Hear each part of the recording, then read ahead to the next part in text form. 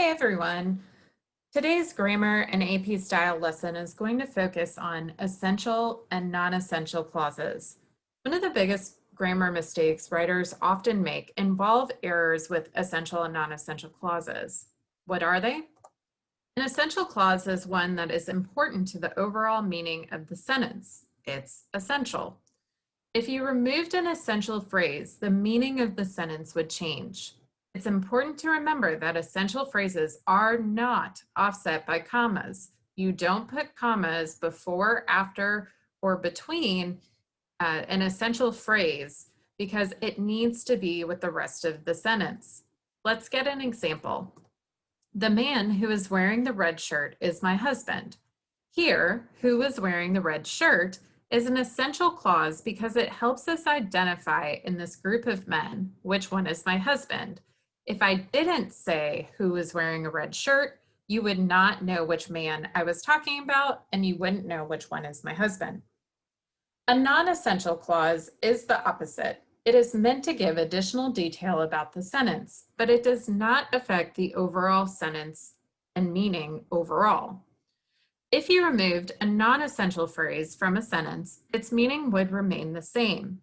You do offset non-essential phrases with commas. You can place them either around the essential phrase, after the essential phrase, or before the essential phrase.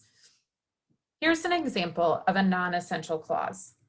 Skylar had her first day of school wearing a pencil dress and purple sandals.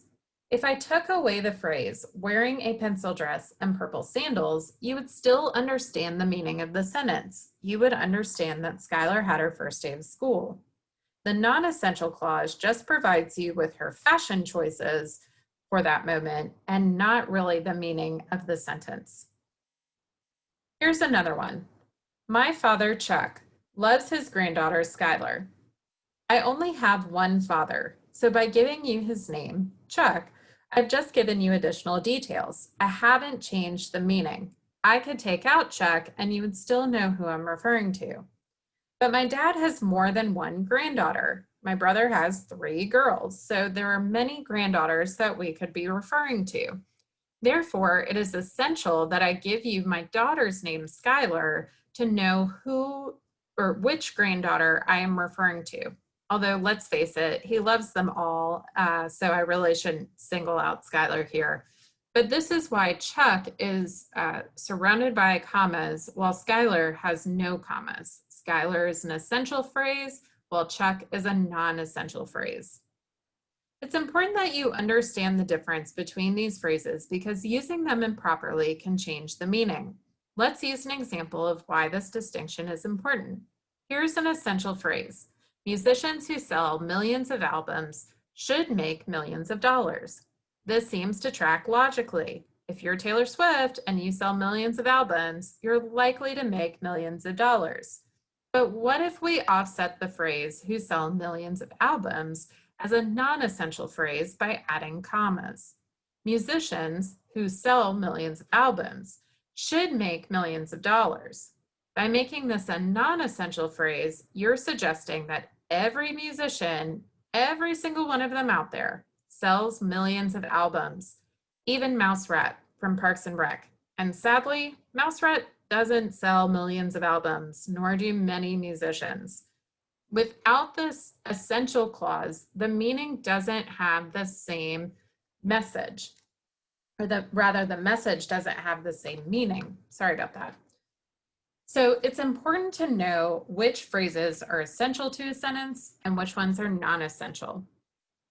It is also important to remember that sometimes phrases are descriptives and therefore part of the essential clause. It's usually easy to figure out because there is no article or pronoun. Here's an example. Chrissy and husband John sit on the couch.